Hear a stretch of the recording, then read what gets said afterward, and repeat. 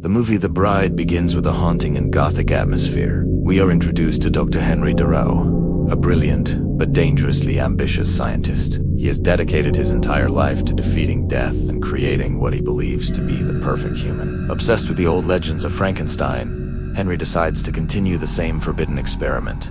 But unlike his predecessors, he doesn't want to build a monster. He wants to build the perfect woman, a flawless bride. He works in secrecy, combining science, alchemy, and dark rituals, until one stormy night, his creation finally opens her eyes. The creature breathes, moves, and stands before him. She is beautiful, yet unsettling, her face stitched together, her movements slightly unnatural. Say he's a lie, but something about her presence feels wrong. At first, Henry is overwhelmed with joy. He calls her his masterpiece, the ultimate achievement of science. But the bride is confused and terrified. Her first moments of life are not of love, but of pain and fear. She sees the world around her, but she doesn't understand it. She tries to speak, but her voice trembles like a broken instrument. Henry tells her she belongs to him, that she is nothing without his genius. To him, she is not a person, she is only an experiment, an invention. This marks the beginning of her tragedy. As days pass, the bride begins to observe the world outside the laboratory. When Henry takes her into society, people are horrified by her appearance. Though she has a human face, her eyes look different, her skin carries scars, and her movements make others whisper in fear. Children cry at her presence, and women call her a monster. For the first time, she realizes she does not belong anywhere. The bride feels trapped between being human and being something entirely unnatural. She wants love, affection, and acceptance, but society rejects her completely. That rejection plants seeds of anger deep inside her heart. Meanwhile, Henry becomes more obsessed. He tells her that she was created to serve him, to be his perfect companion. But the bride is not willing to be a prisoner. She starts questioning him, asking why he gave her life. If she has no freedom, no soul of her own. In a chilling confrontation, she whispers, "You gave me life, but not a purpose. I will find it myself."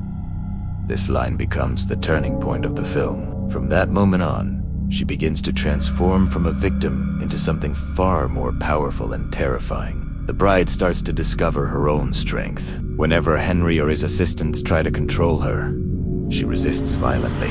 In one gruesome scene, she breaks free and kills one of Henry's men with her bare hands. The sound of bones cracking echoing through the laboratory. Each time she fights back, she becomes stronger, almost as if rage fuels her existence. She is no longer just a creation. She is evolving into something unstoppable. The city begins to whisper about her existence, calling her the Bride of Death. The tension rises as Henry loses control. He still insists that she belongs to him, that she is his property. But the bride now knows her truth. She is not a machine. Not just flesh stitched together, she is something beyond human understanding. Her anger grows, and one night, she unleashes her full fury. She destroys Henry's laboratory in a violent storm of fire and screams. One by one, she hunts down those who mocked or hurt her. Each kill is brutal, reflecting all the pain and humiliation she suffered. The climax of the movie is a face-to-face showdown between the bride and Henry.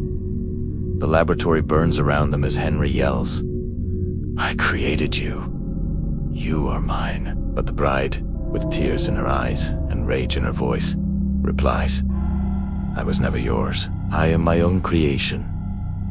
With one final act of defiance, she kills Henry, her creator, her master, her tormentor. In that moment, she destroys not only the man who gave her life, but also the chains that kept her bound. The final scene is haunting, yet strangely poetic. The bride walks alone through the landscape, her silhouette framed against a gray sky. She is neither fully human nor fully monster, but something entirely new. Her eyes show both sorrow and hope. She whispers to herself, almost like a prayer, "The monster was never me. It was always him."